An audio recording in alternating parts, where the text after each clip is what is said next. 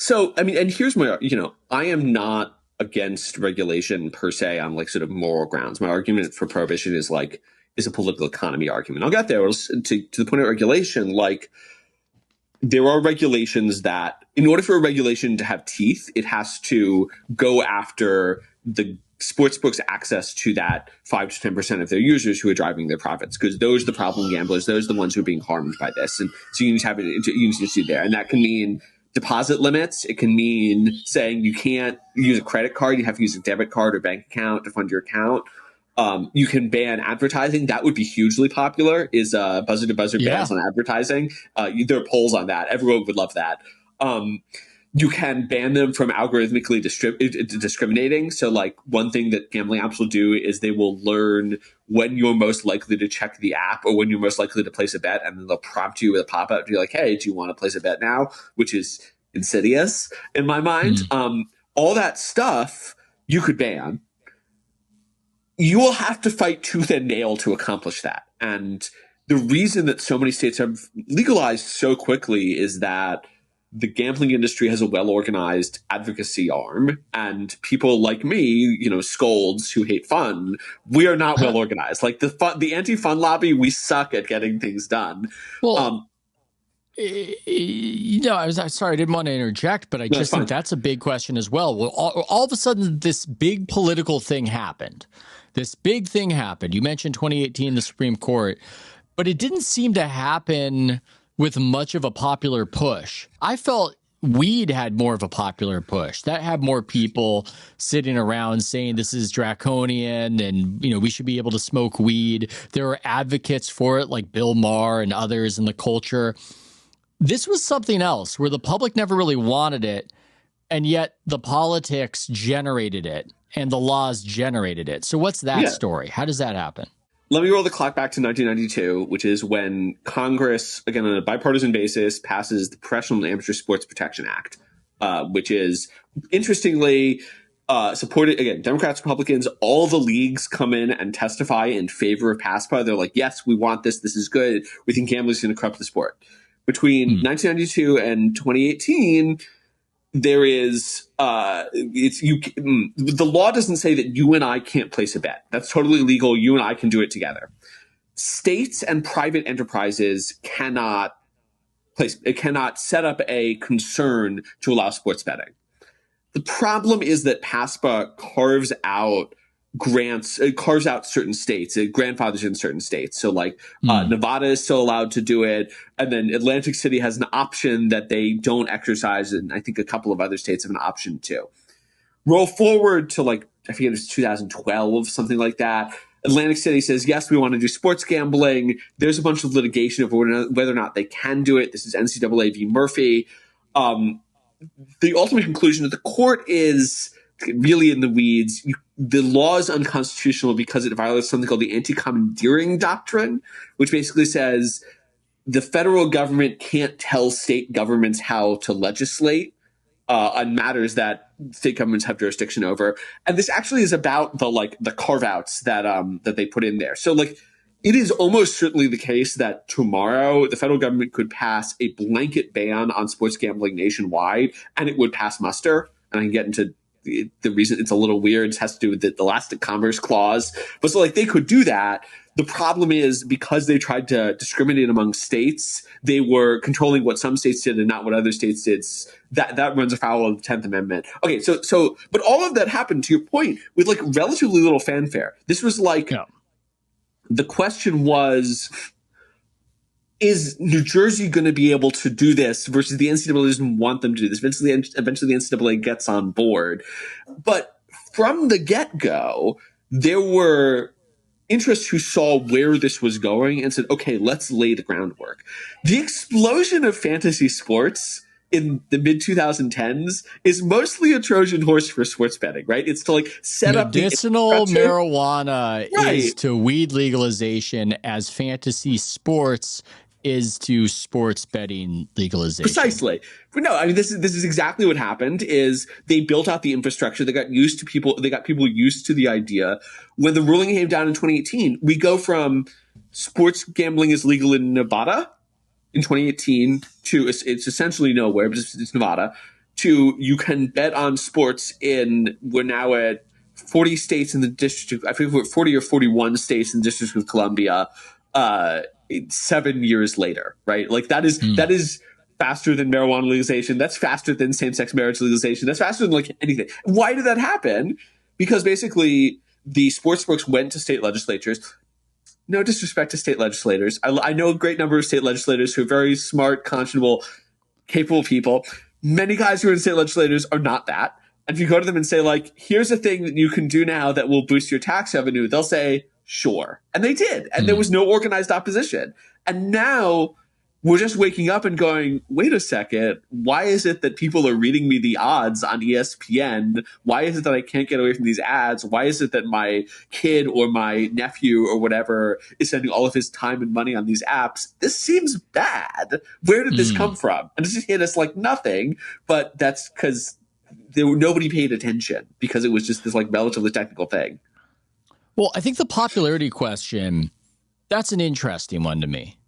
I remember, I can't remember which election recently, but there was an ad from the Democratic side that the Republicans were trying to take your porn. It was this idea that young men, we're worried about young men not voting Democrat. So we're advancing the message that they're trying to take away your porn. And I remember when I saw that ad, I thought, I genuinely don't know what young male voters think of this. And I also wonder if the people who use this the most might at some level be saying, please take this from me. Please take this from me. Like a lot of addicts might. So I just wonder how the public feels about this, how the people placing sports bets feel about it. They're doing it. They want to do it. They're doing it. But do they want the right to do it, or do they want somebody to step in and take the phone away? I don't know the answer, but I'm fascinated to whatever the answer might be. And it's all confounded by, if they tried to ban it, you would have a lot of very charismatic, well-known sports media influencers really sounding the alarm and drumming up the backlash to such a measure. Yeah. So, I think what you have seen, and so I wrote about that ad. I had a piece in the New York Times, I think last year, about vice voters and that phenomenon of both Democrats and Republicans trying to use vice issues to appeal to the swing voters that are young men now. And I think that is like, that's like classic Republicanism, little R Republicanism stuff is like, the corruption of democracies. No, I mean, look, I think what you see in the polling is that people will not come out and say that they want sports gambling. They don't agree with me. They don't want sports gambling to be illegal, full stop. That's just true. They are increasingly sympathetic to more and more aggressive regulation. So, they want one recent poll, I think 58% want the federal government to aggressively regulate betting. Nearly 2/3 support. There's one piece of federal legislation, the Safe Bet Act. Nearly 2/3 support proposals from that. And then there's a recent AP poll that says a majority want to ban on betting on college sports specifically. And you run up against stuff like this controversy over being able to bet on the Little League World Series. And people are going, maybe we shouldn't be able to bet on the Little League World Series. But it's like, if you think that there's something wrong with betting on the Little League World Series, why? And if there's something wrong with that, why does that logic not extend to betting on the MLB? Like, there are kids involved. Ooh. Okay, but why does that matter? Like, why is betting on what kids are doing a problem? That's a provocative question. It's a provocative question because you would almost make advocates explain unsavory aspects of the deal. And I say this as somebody who's not firmly committed to it needs to be banned. I also come at it from this, I have odd trepidation with it, and maybe it doesn't speak well of me, and it's a cowardice in me that I know that it funds the careers of friends of mine who do good content and good work. Nice and people. There's something in me that sort of shrinks and shies away from pushing the hypothetical button that destroys their lives. But unfortunately, the endeavor appears to be destroying more lives outside of that. So, okay, so where was I with this? Oh, yeah, the Little League World Series thing. You might make somebody say it shouldn't happen to the Little League World Series, because the athletes are getting hit with a torrent of absolute viciousness unlike ever before from people who lose money. And I've seen an inability from sports media companies to really engage with that or talk about that honestly, because they're in bed with the companies. And ESPN, there was this article I've brought up before in this podcast. It was about a player in the New York Liberty who, I can't remember if she missed a free throw. I don't know. And some vicious email was sent and said vile things, I think probably anti-lesbian things. I don't know. There's a bunch of stuff. And the whole article was about, it was premised on, as were all the people talking in it, WNBA people talking in it, about this is this huge problem in America, this homophobia and blah, blah, blah, blah, blah, blah, blah. Meanwhile, the elephant in the room is you've got some angry guy just savagely reacting to a mistake in a WNBA game.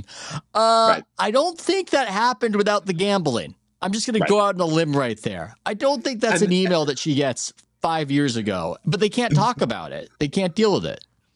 There's research from economists at the University of Oregon who look at there's an earlier finding that shows basically when the home team loses in the NFL, when the home team loses on Sunday, there's a measurable, statistically significant increase in domestic violence associated with that. And they take that model and they go, okay, how does that interact with the legalization of sports gambling?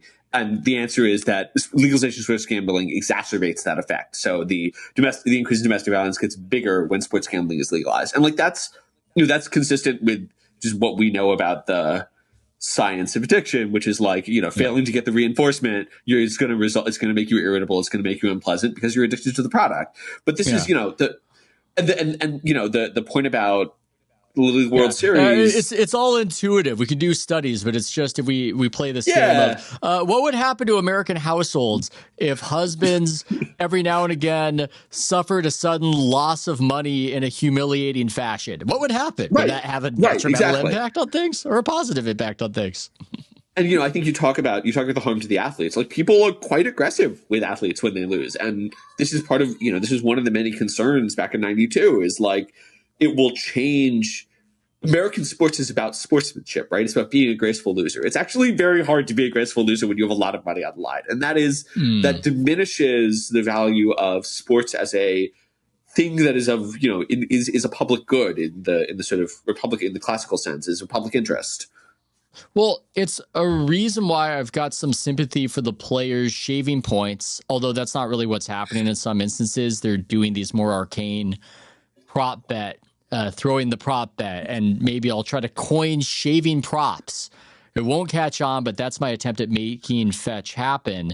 And I almost understand it. They shouldn't do it. They will get caught because, as you and I both know, the system is not set up to allow you to win. So if you're an athlete thinking you can make a quick 50 or 100K, no, you won't. You're going to get caught. You're going to get caught. It's going to ruin your life. But I understand why they're doing it, because before, when there's the prohibition and there's the illegality, the messaging they receive is sports gambling is bad and don't do it.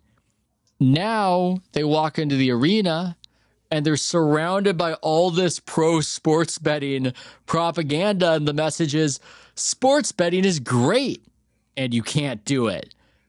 I don't know. If you're not upholding your own values, if you're not really invested in the idea that what you're doing is sacred in a way, can you blame people for being cynical and kind? Some of the less sophisticated players have demonstrated that they are